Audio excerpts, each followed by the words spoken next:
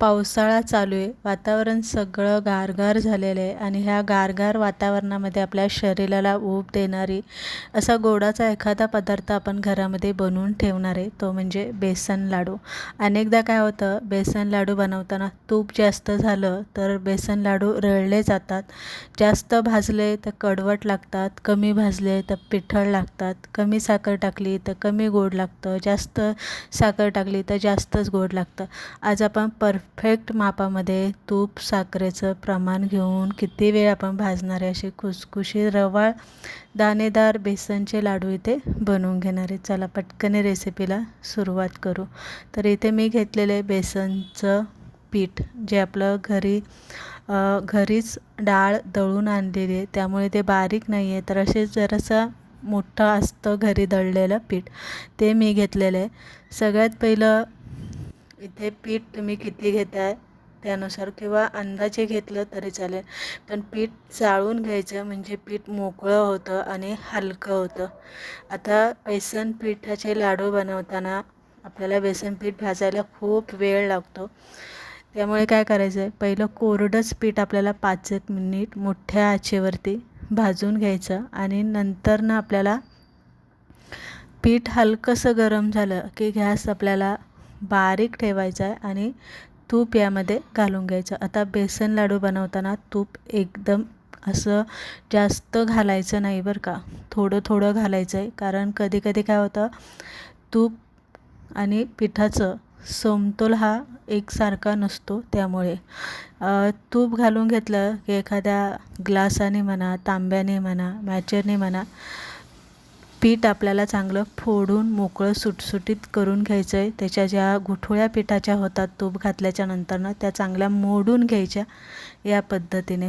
नंतरनं त्यामध्ये आपल्याला जसं लागेल तसं थोडं थोडं 1 चमचा 2 चमचे असे तूप आपण यामध्ये घालून पीठ भाजून घेणार आहे.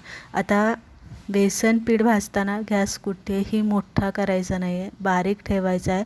लक्षात ठेवा, बेसन लाडूचे पीठ भाजताना वेळ लागतो पीठ भाजायला. जर तुम्ही मोठ्या गॅसवरती पीठ भाजलं तर ते तुम्हाला असं भाजल्यासारखं तर वाटेल, पण लाडू खाताना मात्र तो तुम्हाला पिठा लागेल आणि पिठाचा कलर जो आहे तो पिवळसर न राहता असा चॉकलेटी रंगावरती लाडूचा कलर बनेल. आपल्याला पिठाचा कलरही बदलून द्यायचा नाही आहे.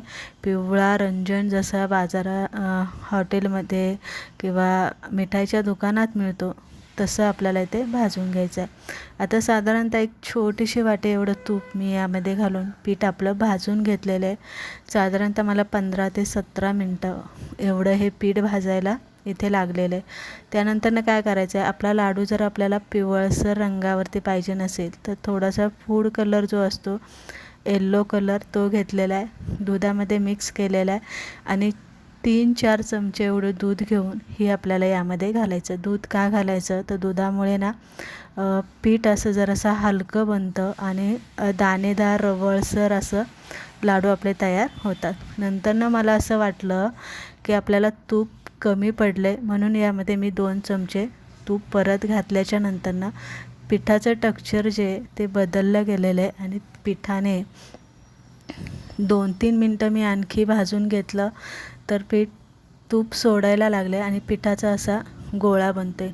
कढईला पीठ चिटकत नाही आहे, उलातनं जे आहे त्यालाही पीठ चिटकत नाही आहे, पिठाचा असा गोळा बनतो आहे, म्हणजे आपलं पीठ जे आहे ते एकदम व्यवस्थित भाजलं गेलेलं आहे. याच्यापेक्षा जास्त पीठ आपल्याला भाजायचं नाही. आता काय करायचं आहे, एक परात घ्यायची आहे, परातीमध्ये आपल्याला पीठ असं पसरून ठेवायचं आहे. पीठ गरम असतं त्यामुळे पीठ भाजण्याची जी प्रोसेस असते ती चालू असते, त्यामुळे थोडा 2 मिनटं असं उलटण्याने आपल्याला ते खालीवर करून घ्यायचं. आता थोडंसं आपण थंड करायला ठेवलं आहे. पिठी साखर करून घेऊ. 2 वाट्या इथे साखर घेतली, थोडंसं त्यामध्ये जायफळ किसून घातलेलं आहे, 2-3 विलायची आपल्याला यामध्ये घालायचे आहे आणि हे मिक्सरला आपल्याला याची पिठी साखर इथे करून घ्यायची. पिठी साखर चांगली आपल्याला इथे पिठी साखर एकदम आपल्याला बारीक मिक्सरला पिसून घ्यायची आणि घेतल्याच्या नंतरनं तुम्ही इथे चाळून घेतली तरी चालेल. आता इथे बघू शकताय आपलं जे बेसन पीठ आहे ना ते असं गार झालेलं आहे. जरासा थंडी असल्यामुळे काय आहे ना त्याच्यातलं जे तूप घातले ना ते पटकन असं आळलं गेलेलं आहे. आता इथे आपल्याला पिठी साखर घालायची. आता इथे पिठी साखर घालताना कोणता अंदाज नाही आहे. तुम्हाला लाडू किती गोड पाहिजे त्यानुसार तुम्हाला यामध्ये पिठी साखर घालायची. आता काहींना कमी गोड लागते, काहींना खूप जास्त लागते. अशा वेळेस आपल्याला कमी जास्त साखर इथे करता येते. पिठामध्ये साखर व्यवस्थित मळून घ्यायचं. जसं आपण पीठ मळतो ना भाकरीसाठी, तसं आपल्याला हे पीठ चांगलं मळून घ्यायचं आहे, जेणेकरून पीठ आणि पिठी साखरेचं एकसंग प्रमाण झालं पाहिजे. नंतरनं लाडू बांधून घ्यायचे. इथे बघू शकता असे तुम्हाला आता किती छोटे पाहिजे मोठे पाहिजे तसे इथे लाडू बांधून घ्यायचे. आता मी नेहमीप्रमाणे जसे आपल्या असतात तसे मी इथे बांधून घेतलेले. या पद्धतीने आपण बाकीचे सगळे लाडू बनवून घेतलेले बघू शकता. कलर एकदम सुरेख आलेला आहे.